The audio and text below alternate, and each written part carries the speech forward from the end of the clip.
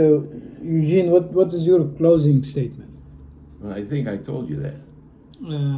What I We believe. didn't record everything, so You now didn't? I wanted to record. Oh, no. I'm highly appreciated and respect for the efforts made by the Syrian community to establish a fund to help and to contribute to their homeland. I mean, I don't think there's an organization in the Arab community that was as active and effective as Hosn. Okay, I felt good because it's really a mission of Christ is to give to those that don't have, and at that time we considered them in need, and the effort and work and the sacrifices made by the Syrian immigrants had no equal. Okay, had no equal, and I just repeat myself. Show me any organization in the Arab world that contributed as much, worked as hard, and raised the money that the Hosn did. Okay, it's at top of my list of people of things that I respect, and I'm thankful I was part of. Even though we had these differences and conflicts, the goal was the same: is to help people, and that was my ultimate. Meet that goal of helping people. Awesome. There's no question. No, I'm very proud. I know. I really thank you a lot because this attribution and you're giving me a life history of the organization, which is now you are the only living member of the committee who can speak and attest on the history. Thank you. And I respect all these people. I don't care if they're good or bad. They did great for their country. And like I told you earlier, I was so impressed with people. It was almost like a religion to them when they gave to the Hosn. Even if they gave 50 cents, they knew they had to give. Okay, it was, and I remember my folks. You know, that was an obligation, and that was the feeling of it.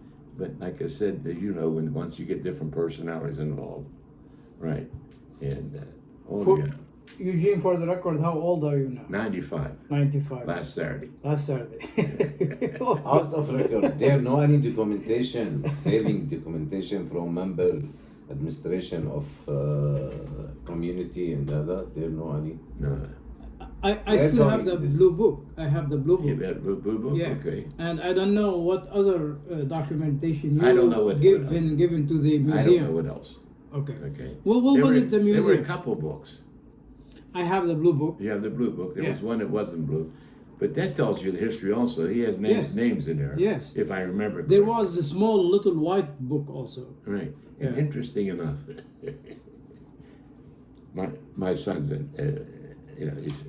he's in law, and he comes across a man up there. Hold on.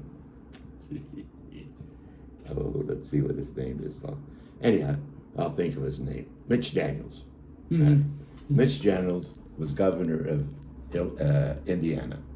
Later, he became chancellor and president of Purdue University. So somewhere along the line, my son has full contact. He says, I remember my parents giving something. He was way off base to this hospital in Syria. He had everything screwed up. So I wrote him a letter, and I enclosed the history. His family was one of the biggest givers. They were from Manasseh. Yes, and actually he was a candidate for president of the United States, but he backed off. He was not the number one at that time, but he could have won. Highly intelligent individual, and his writing also reflects Arabic meaning, and so he was very appreciative of it, because I said, these are your aunts and uncles, you know. Yeah. Somehow his dad had moved back years ago, and he lost track of his family. So we gave him all that information. He was appreciative of it. Awesome. And then at that time I said, let's invite him to Pittsburgh. Not only do you get the Syrians, but you get the university. Right. This is the president and chancellor of Purdue. We're going to invite the chancellor of he got to come. We don't take advantage of those things. I'm looking for another meeting with you after you talk Joe Sabra. God willing, he's still alive, and maybe we can talk to him. Definitely, absolutely. I will talk to you. Gene, I thank you very much. This is awesome. This is for history. I thank you for bringing me down.